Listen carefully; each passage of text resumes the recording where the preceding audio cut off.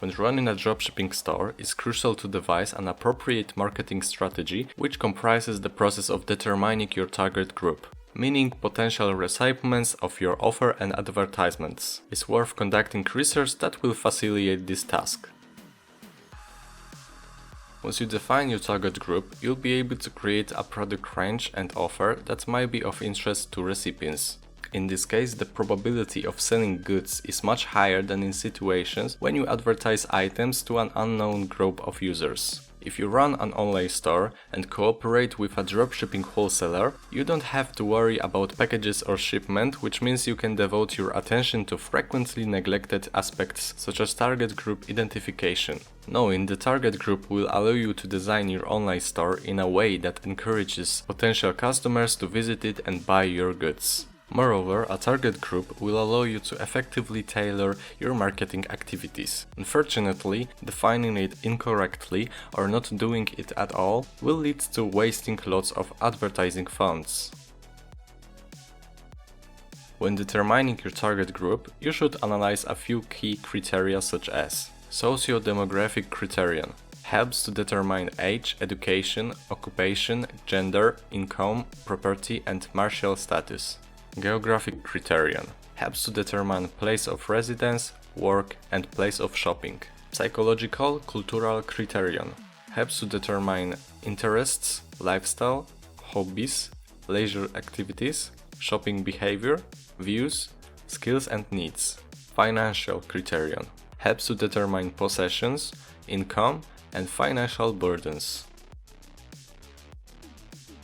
Google Analytics and Google Ads combined with the criteria mentioned above can be helpful in the process of determining your target group.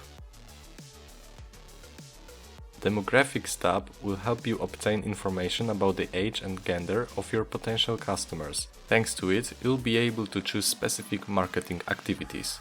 Geographic data will give you an insight into the language and location of potential customers browsing the net. Location makes it easier to determine shopping habits, whereas language can tell you whether it's worth implementing another version of your page. The Behavior tab will inform you whether your page visitors are regular customers or newcomers.